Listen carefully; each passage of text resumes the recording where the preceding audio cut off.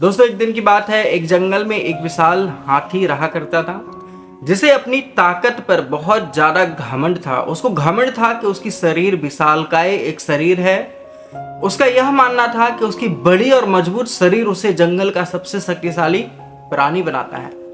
एक दिन वह हाथी जंगल में घूमते हुए एक छोटी सी चींटी को देखकर हंसने लग गया और उसने चींटी के छोटे आकार का मजाक भी उड़ाया और कहा, तुम जैसे छोटे प्राणी मेरे सामने कुछ भी नहीं है। मैं जब चाहूं तब तुझे मसल सकता हूं, जब चाहे तब तुझे फूंक से उड़ा सकता हूं। चींटी जो अपनी बुद्धिमत्ता और चतुराई के लिए जानी जाती थी, चींटी ने हाथी को चुनौती दे दी और उसने कहा, शायद मैं छोटी हूं लेकिन मैं तुम्हें दिखा सकती हूं कि आकार ही सब कुछ नहीं होता।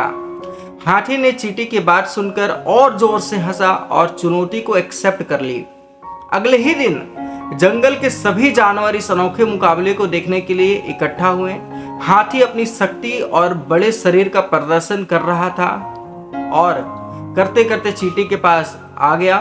चींटी ने बिना किसी डर के हाथी के सूंड में प्रवेश किया और अंदर जाकर उसे गुदगुदी करने लग गई। हाथी को बहुत खुजली हुई, वह बेचैन हो उठा और इधर उधर भागने लग गया। कभी सूंड इधर पटकता, कभी उधर पटकता, लेकिन उसकी खुजली शांत नहीं होती। हाथी की इस तरह परेशान होने को देखकर सभी जानवर हैरान हो गए। चींटी ने हाथी की सूंड से बाहर आकर उसे कहा, देखो भाई, तुम्हारी जो ताकत और आकार के आगे मेरी बुद्धिमत्ता और चतुराई ने कैसे काम किया, इसलिए कभी घमंड नहीं करना चाहिए। हाथी ने अपनी हार स्वीकार की और चींटी से माफी मांगी। उस दिन हाथी ने सीखा कि असली ताकत शारीरिक आकार में नहीं बल्कि व्यक्ति के चरित्र और बुद्धिमत्ता में होती है। दोस्तों इस कहानी से सीखने वाली बात यह है कि किसी भी आकार और ताकत के आधार पर हमें घमंड नहीं करना चाहिए। हर प्राणी में, हर जीव में कुछ विशेष बात होती है, कुछ विशेष गुण होता है और हर कोई अपने तरीके से शक्तिशाली होता है।